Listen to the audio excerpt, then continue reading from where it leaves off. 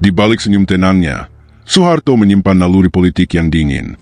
Ia sering dianggap bergantung pada hal mistis, tapi jangan salah, ia adalah pemain catur sejati di panggung kekuasaan.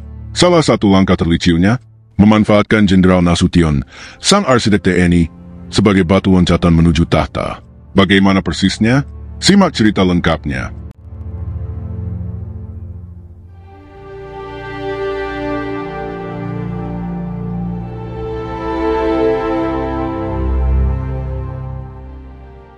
Di balik senyum tenang dan gestur kalemnya, Jenderal Soeharto menyimpan naluri politik tajam dan strategi kekuasaan yang dingin. Ia kerap dipandang sebagai tokoh militer yang sederhana, bahkan oleh sebagian kalangan dianggap bergantung pada klinik dan dunia perdukunan. Namun pandangan ini justru menutupi kenyataan bahwa Soeharto adalah pemain licik di panggung sejarah yang tahu kapan harus berdiam dan kapan harus mencengkeram. Salah satu momen paling menentukan dalam karir politiknya adalah ketika ia memanfaatkan figur besar seperti Jenderal Abdul Haris Nasution, bukan sebagai mitra, melainkan sebagai alat untuk melesak ketampuk kekuasaan. Nasution, sang arsitek angkatan darat yang direduksi menjadi alat. Jenderal Abdul Haris Nasution bukan sekadar tokoh militer, ia adalah fondasi hidup dari wajah modern Tentara Nasional Indonesia pasca kemerdekaan. Dialah perancang utama doktrin perang rakyat semesta, strategi defensif yang menyatukan kekuatan rakyat sipil dan militer dalam satu sistem pertahanan nasional. Melalui visinya, tentara Indonesia bukan hanya kekuatan bersenjata, tetapi garda ideologis yang berakar pada semangat revolusi. Ia juga memainkan peran vital dalam proses rekonstruksi institusional TNI setelah masa-masa kacau pasca agresi militer Belanda, terutama saat tentara terfragmentasi antara berbagai kepentingan politik dan faksi daerah. Sebagai seorang konseptor sekaligus organisator, Nasution menjadi ikon stabilitas dan profesionalisme militer. Namun, segala pencapaian itu tidak menjamin ia aman dari intrik kekuasaan. Ketika Fajar 1 Oktober 1965 menyingsing, rumahnya menjadi salah satu sasaran utama gerakan 30 September. Ia bukan target sembarangan. Bagi para pelaku, menyingkirkan Nasution berarti memutuskan otak militer yang memiliki kredibilitas luas di dalam dan luar negeri, sekaligus memperlemah barisan tentara yang loyal pada ide nasionalisme. Nasution berhasil lolos dari maut dengan melompati tembok belakang rumahnya, tapi tragedi itu meninggalkan luka mendalam.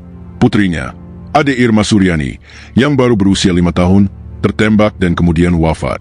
Dalam hitungan jam, Nasution kehilangan bukan hanya stabilitas pribadinya, tetapi juga titik kontrol terhadap dinamika militer yang bergerak cepat ke arah yang tak bisa ia kendalikan.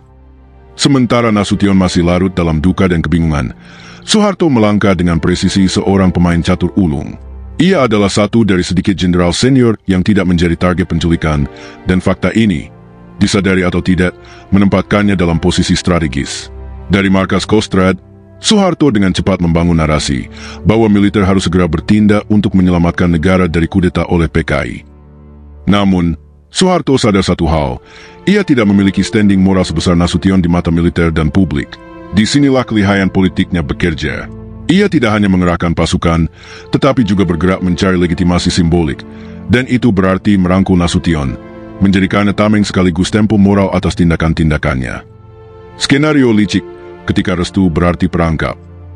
Di tengah kepanikan nasional pasca G30S, ketika darah para jenderal masih membasahi sumur tua di lubang buaya dan publik dicekam ketakutan, Soeharto tampil bukan sebagai pemimpin yang ditunjuk, tetapi sebagai pengambil inisiatif. Ia tahu bahwa dalam kekacauan, siapa yang berani bertindak lebih dulu, dialah yang memegang kendali narasi. Namun untuk menguasai angkatan darat secara penuh, ia membutuhkan lebih dari sekadar kekuatan senjata. Ia membutuhkan legitimasi moral dari figur militer tertinggi yang masih hidup dan dihormati, Jenderal Ahan Nasution. Soeharto mendatangi Nasution, bukan dengan gaya konfrontatif, melainkan dengan citra sebagai prajurit muda yang meminta restu dari sang jenderal tua. Ia berbicara atas nama penyelamatan bangsa, stabilitas, dan pembersihan PKI. Permintaan itu terkesan tulus, namun sesungguhnya adalah manuver licik yang telah diperhitungkan dengan sangat matang. Padahal, posisi Kepala Staf Angkatan Darat secara sah telah ditunjuk oleh Presiden Soekarno kepada Maijen Pranoto Rekso Samudro, seorang perwira moderat, profesional, dan loyal terhadap garis komando Presiden. Tapi Pranoto dianggap oleh Soeharto sebagai batu sandungan, karena tidak bisa dikendalikan dan memiliki garis ideologis yang tidak keras terhadap Soekarno maupun kelompok kiri. Disinilah restu Nasution menjadi kunci pembuka pintu kekuasaan.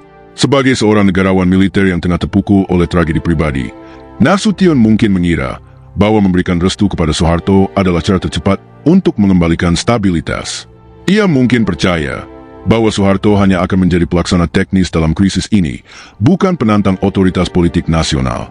Tapi sejarah menunjukkan, restu itu bukan sekadar izin, ia adalah perangkap sunyi yang perlahan mengunci dirinya sendiri.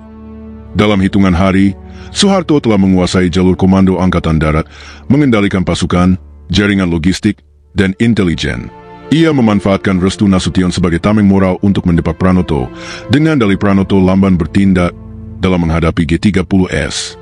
Padahal, ini bukan soal lamban atau tidak, tetapi soal siapa yang memiliki kuasa dan kehendak untuk membentuk narasi tunggal. Setelah itu, satu persatu lawan politik dan tokoh-tokoh moderat yang dekat dengan Soekarno mulai digeser. Brigjen Suparjo, yang terlibat dalam G30S namun memiliki motif berbeda dan kritik tajam terhadap elit militer, dijadikan kambing hitam. Pranoto dibekukan secara administratif, bahkan tidak diberi ruang bicara. Tokoh-tokoh seperti Jenderal S. Parman, yang dibunuh dalam G30S, dan Ahmad Yani, juga korban penculikan, sebelumnya dikenal lebih dekat dengan Soekarno dan memiliki posisi kritis terhadap Soeharto, dan kini telah tiada, sehingga jalan Soeharto terbuka lebar.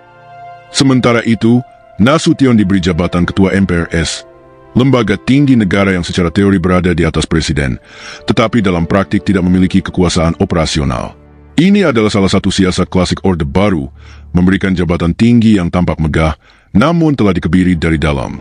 Tidak ada pasukan yang bisa ia komando, tidak ada instrumen negara yang bisa ia kontrol. Ia menjadi seperti singa tua yang dipajang di museum, dihormati namun tidak lagi ditakuti.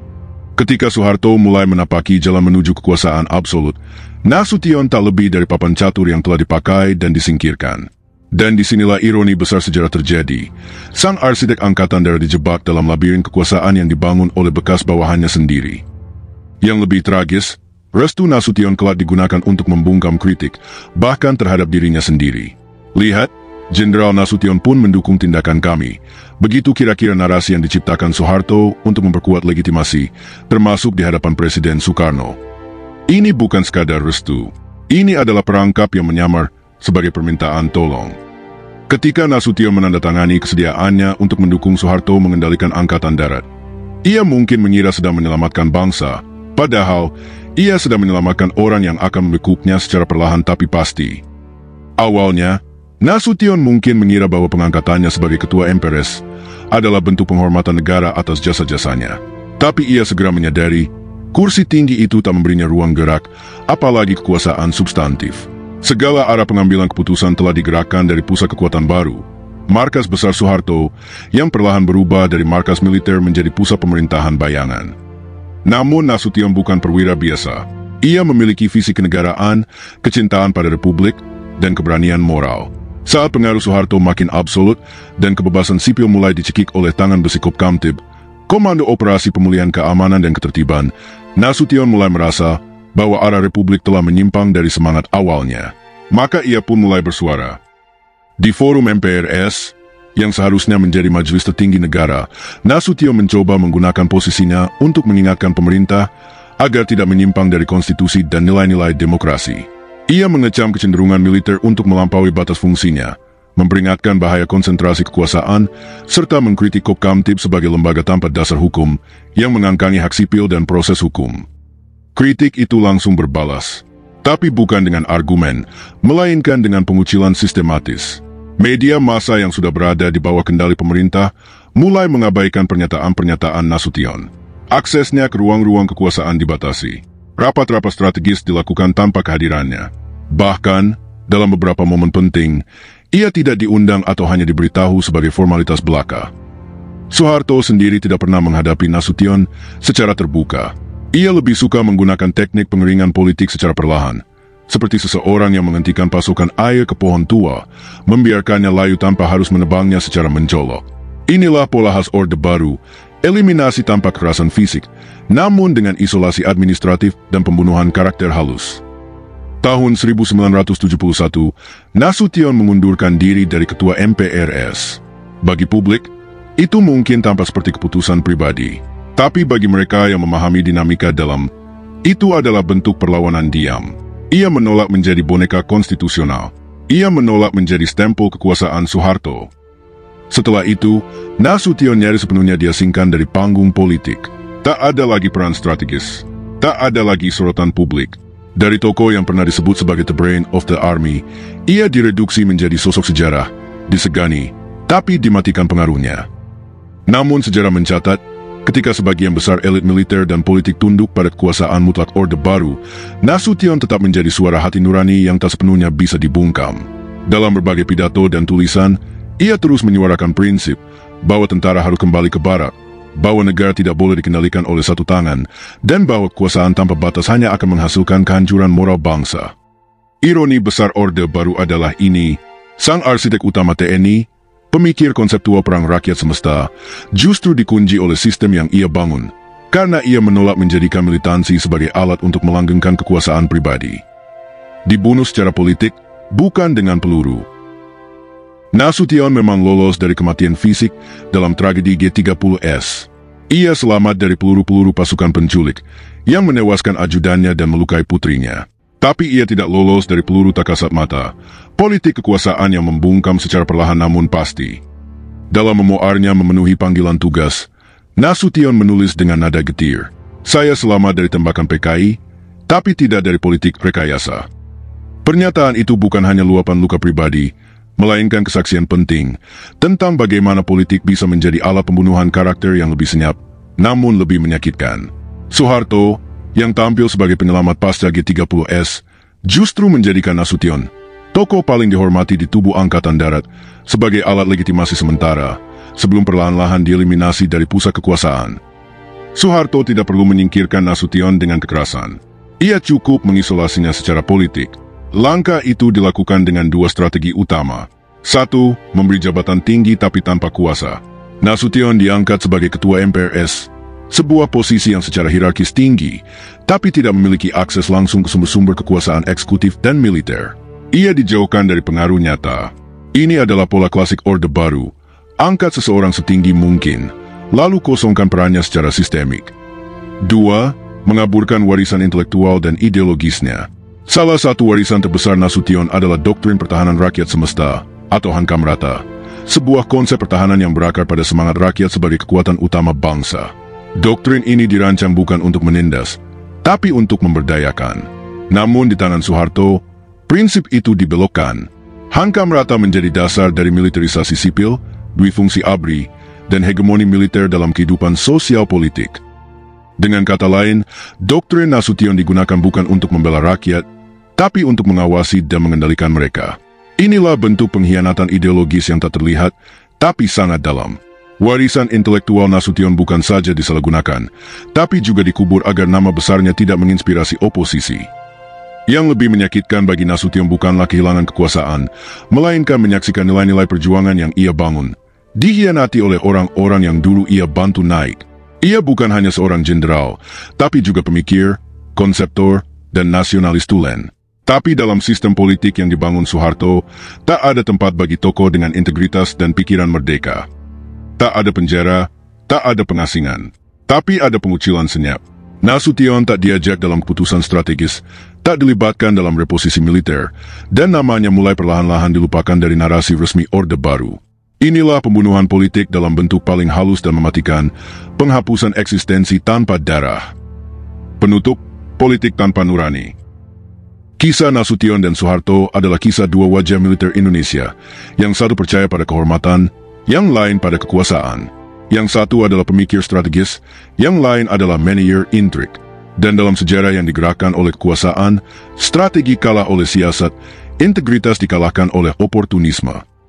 Kepiawaian Soeharto dalam membaca situasi dan mengambil keuntungan pribadi dari setiap krisis menjadikannya penguasa terlama dalam sejarah Indonesia, tetapi juga meninggalkan warisan politik yang penuh intrik, pengkhianatan, dan kekerasan. Soeharto mungkin bukan orang yang paling cerdas secara akademis, tetapi dalam hal real politik, ia adalah seorang jenius, sekaligus bukti bahwa dalam dunia kekuasaan, loyalitas dan persahabatan seringkali hanya ilusi yang mudah dihancurkan demi tahta. Warisan Nasution adalah peringatan keras bagi siapapun yang percaya bahwa jasa dan moralitas bisa menjadi tameng kekuasaan. Karena dalam dunia yang dikuasai oleh orang seperti Soeharto, bahkan seorang jenderal besar pun bisa direduksi menjadi batu loncatan. Dan setelah itu, hanya sunyi yang tersisa. Jangan lupa like, komen, dan subscribe untuk konten sejarah kritis lainnya. Dukung terus kanal ini, agar kita bisa membongkar tabir sejarah Indonesia yang penuh lapisan dan intrik kekuasaan.